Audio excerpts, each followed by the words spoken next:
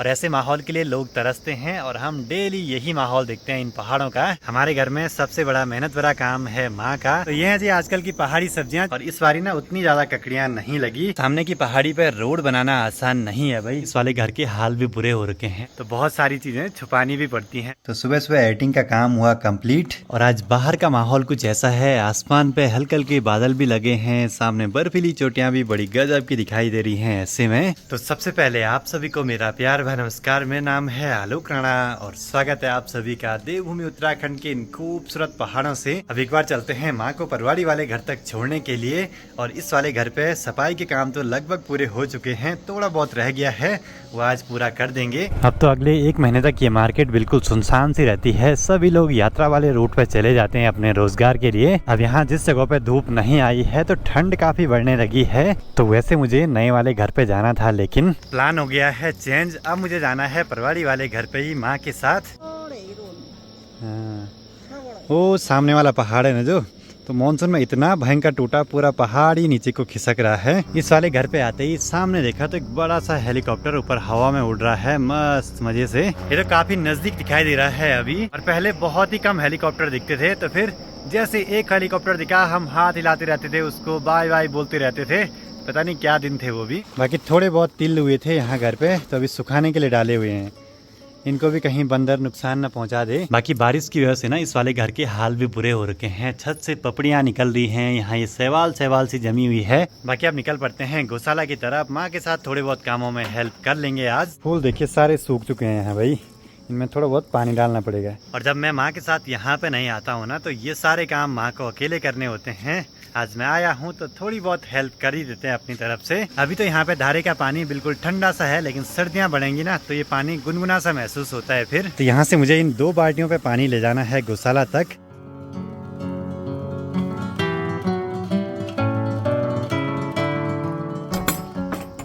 अभी गोबर साफ करना, तब गाय के लिए घास लाना, हाँ। तब खाना बनाना, घर में झाड़ू पोछा। अब आज ना ड्रोन पे मेमोरी कार्ड लगाना ही भूल गया। बस 2 मिनट की रिकॉर्डिंग इसमें कर सकते हैं 4K में। बस 2 मिनट में ही मुझे अच्छे अच्छे सीन भी लेने हैं भाई। देखते हैं कैसे हम ले पाते हैं।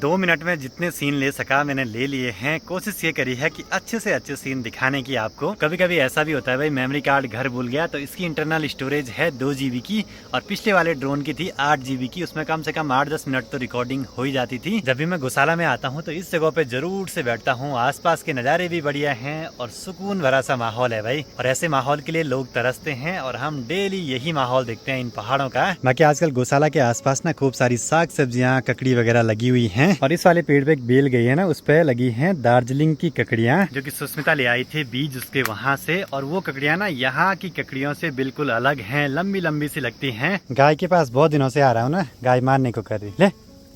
ये तो यहाँ छत से शुरुआत करते हैं। यहाँ पे लगे हैं ककोड़ा, इनको हमारे यहाँ बोलते हैं, जिनको आप करेले नाम से जानते हैं, तो इनको हम गढ़वाली में ककोड़ा बोलते हैं। और यहाँ इस वाली बेल पे ये लगे हुए हैं चचंडे, काफी बड़े हैं भाई। और इधर साइड इन बेल पे खूब सारे छमने लगे हैं, बीन्स वगैरह। और सामने वाले पेड़ पे कुछ ककड़ियाँ लगी हैं यहाँ पे इक्का दुक्का सी। चलो जी अब चलते हैं जरा गौशाला के दूसरी तरफ घास वगैरह लेने के लिए माँ के साथ। सबसे ज्यादा डर आजकल ही रहता है यहाँ आने का। देखिए कितना घना सा जंगल, झाड़ियाँ वगैरह हो रखी है। और यहाँ ना भालू का डर भी रहता है, खासकर आजकल जब कोदा झंगोरा की सार रहती है। पर यहाँ थोड़ा बहुत कटाई कर दी है तो उतनी ज्यादा कोई दिक्कत नहीं है। नहीं तो अकेले आना यहाँ बिल्कुल भी सेफ नहीं है। पर आसपास का जो नज़ारा है ना यहाँ से बड़ा ही गजब का भाई। नीला नीला आकाश, सफेद सफेद से बादल, चारों ओर बस हरियाली जो कि अब पीलेपन में बदलती जा रही है। और माँ ने ला रखे हैं त्रिजुगी नारायण के सेब जो दीदी ने दिए थे। अब हमारे यहाँ सेब नहीं होते हैं ना, तो फिर हमको ये चीजें बहुत ही बढ़िया लगती हैं। बहुत ही रसीले सेब हैं। बाकी बचपन में इन सब चीजों से बहुत ज्यादा खेला करते थे हम। किसी के कान के आसपास इसको ऐसे लगाते थे और ऐसे लगता था जैसे कोई सांप या कोई कीड़ा वगैरह होगा बड़ा सा। खेतों में बड़ा नुकसान हुआ है इस बार की बरसात से भी। यहाँ देखिए पूरे पगार टूटे हुए हैं, जिसको कि अब जल्दी से जल्दी लगवाना भी है अगली फसल बोने से पहले।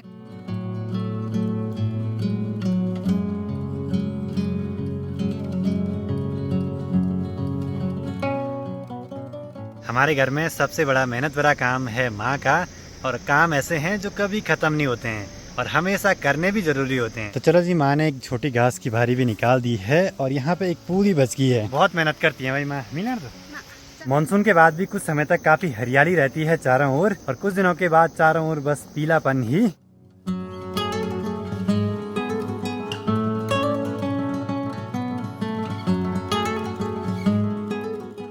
तो यहाँ गौशाला से ना एक ककड़ी भी ले जाते हैं, छोटी वाली।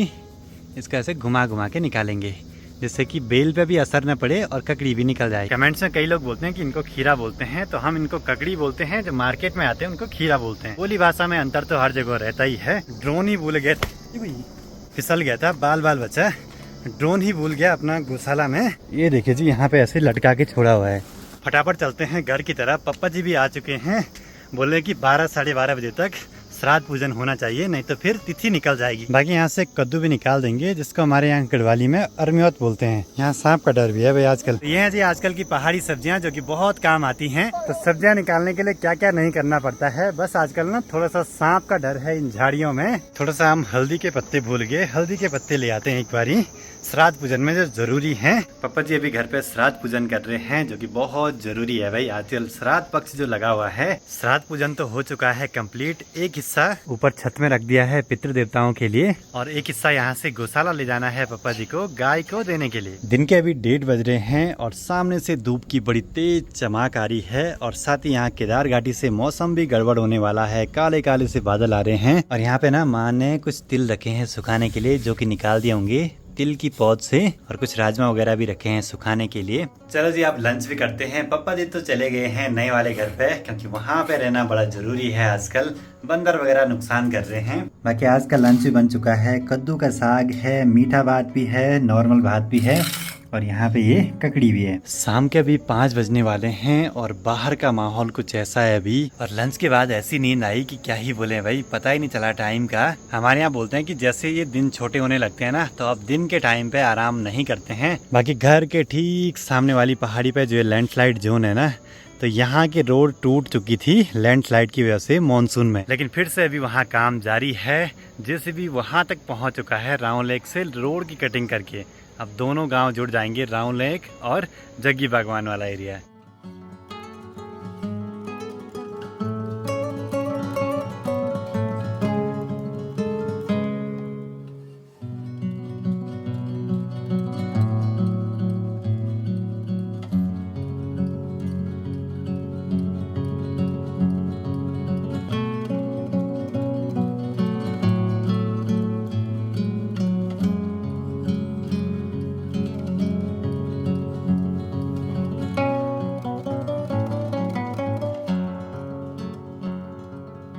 बाकी उस सामने की पहाड़ी पे रोड बनाना आसान नहीं है भाई, और वहाँ ना पानी के नीचे पे एक झील सी बनी हुई है, और जो पूरा पहाड़ नीचे आ रहा है उसकी वजह से नीचे नदी में झील बनी हुई है। बाकी माँ गौशाला से अभी ककड़ी वगैरह ले आई हैं। अब पीलापन छाने लगा है ककड़ियों पे भी, और इस बारी ना उतनी ज़्यादा ककड़ियाँ नहीं लगी, और फिर अगर लगी भी होंगी तो हमने दिखाई नहीं थी वीडियो में।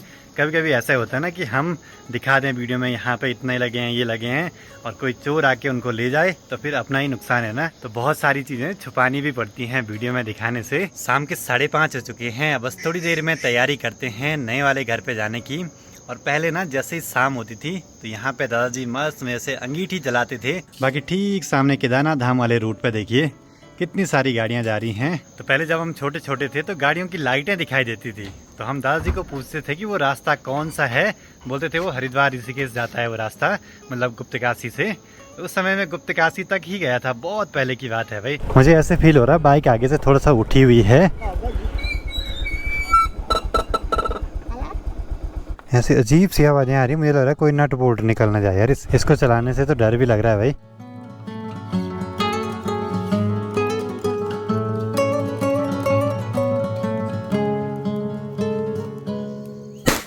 बच्चों को तो अलग ही मज़ा आता है भाई पटाखे वगैरह फोड़ने में। बच्चों में हम भी खूब इंतज़ार करते थे, खासकर दीपावली का। आज से इस वाले घर पे कुछ भी काम नहीं करे हमने, बस पप्पा जी आए थे, थोड़ा बहुत साफ सफाई करी। बोला अभी तो काम बहुत सारे हैं भाई, बस सब फटाफट से काम वाले मिस्त्री आ जाएं, वो अपना काम निपटा दें, फिर और काम करने के लिए हो जाएगा हमें। शाम के 7 बजने वाले हैं। चारों ओर देखिए पहाड़ों पे लोगों के घरों की लाइटें जगमगाने लगी हैं। बाकी शाम के टाइम पे यहाँ पे बैठ के मस्त मजे से चाय पीने का तो मजा ही कुछ अलग है। बाकी अब इस वीडियो को यहीं पे क्लोज करते हैं। वीडियो पसंद आए तो इसको लाइक कीजिए, कमेंट कीजिए और अपने दोस्तों के साथ शेयर कीजिए। मैं आलोक राणा मिलता हूँ आपसे अगली नई वीडियो में। तब तक के लिए जय हिंद, जय भारत, जय देवभूमि उत्तराखंड।